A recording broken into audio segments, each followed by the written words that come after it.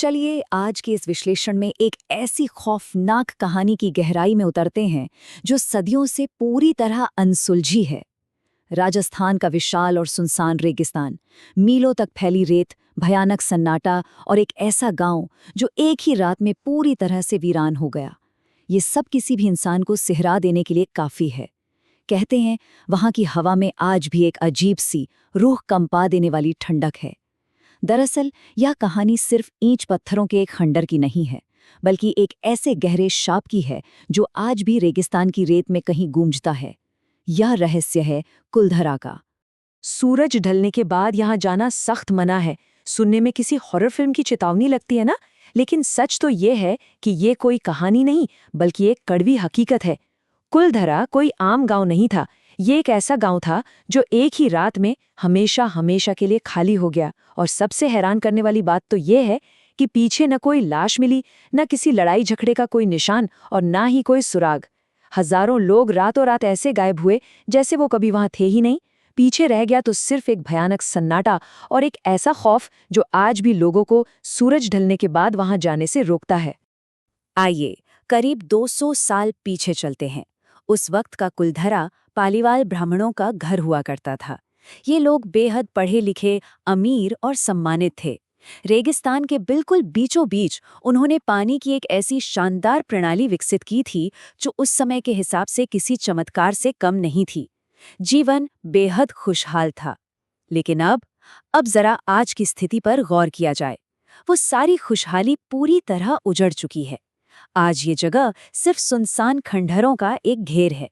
दिन के उजाले में ये सिर्फ पत्थर लगते हैं, लेकिन रात होते ही माहौल पूरी तरह बदल जाता है।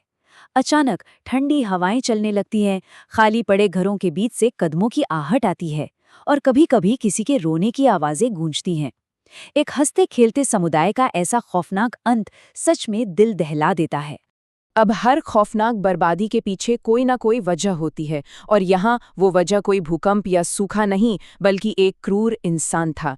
जैसलमेर का ताकतवर दीवान सालिम सिंह। इसकी ताकत और क्रूरता का खौफ पूरे इलाके में था। कोई भी इसके खिलाफ एक शब्द बोलने की हिम्मत नहीं करता था। लेकिन इस पूरी खौफनाक घटना की शुरुआत तब हुई जब इस जालिम दीवान की नज़र गांव की ही एक खूबसूरत लड़की पर पड़ी।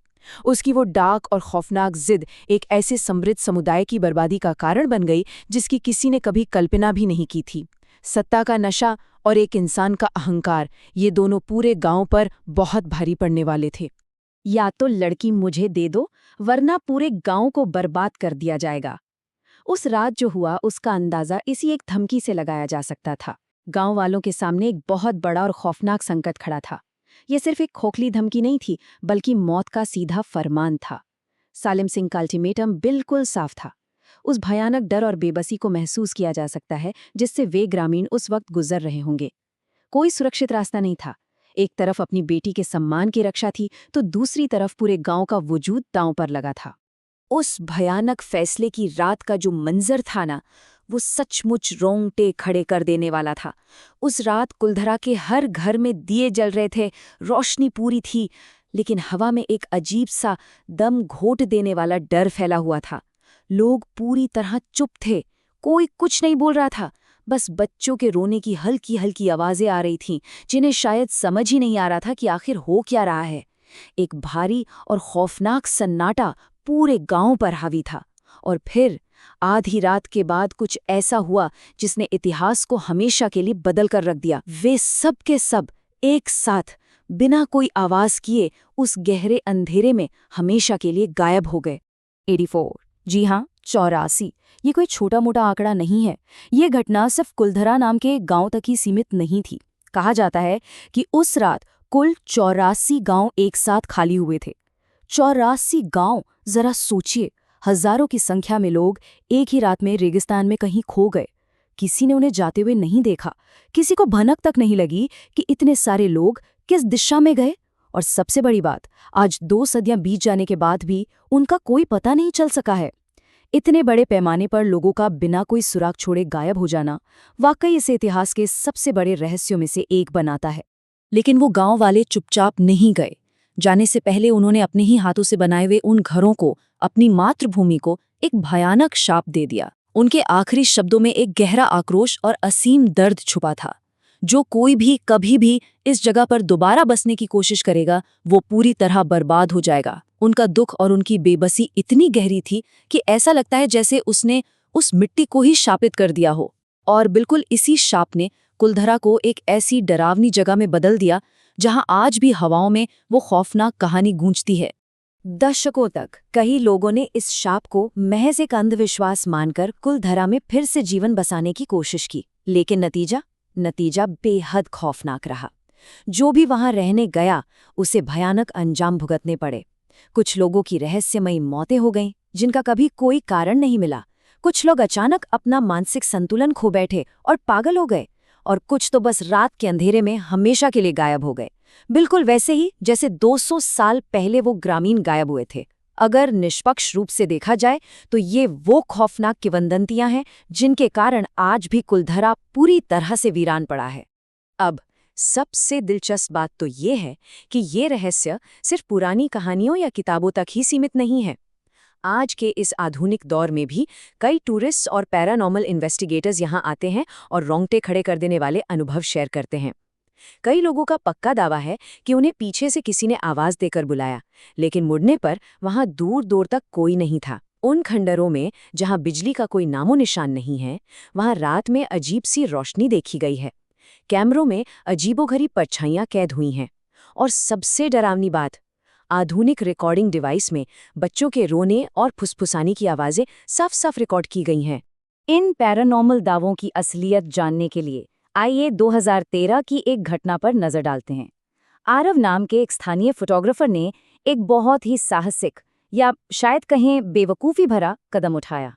आरव को भूतों या शाप जैसी बातों पर बिल्कुल भी यकीन नहीं था।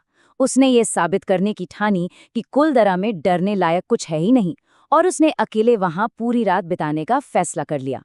उसका ये अत्यधिक आत्मविश्वास एक ऐसी खौफनाक रात का कारण बनने वाला था जिसकी उसने शायद कभी सपने में भी कल्पना नहीं की होगी। रात जैसे जैसे गहरी हुई, खौफ बढ़ने लगा। रात का 1 बजता है और आरव का कैमरा अचानक अपने आप रिकॉर्डिंग शुरू कर देता है। उसमें एक धुंधला सा सफेद साया नजर आता है।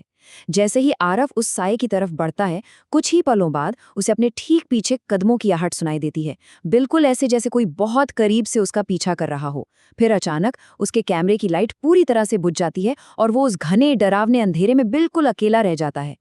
अगली सुबह आरव गांव की सीमा के बाहर बेहोशी की हालत में मिलता है। उस रात की दहशत ने उसे अंदर तक पूरी तरह तोड़ दिया था। होश में आने के बाद क्या हुआ?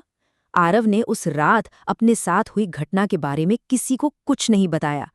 जो इंसान भूत प्रेतों का मजाक उड़ाते हुए वहां गया था, उस पर इस घटना का इतना गहरा मनोवैज्ञानिक असर हुआ कि उसने अपनी पूरी जिंदगी में दोबारा कभी कुलधरा का नाम तक अपनी जुबान पर नहीं लिया। वो एकदम चुप हो गया।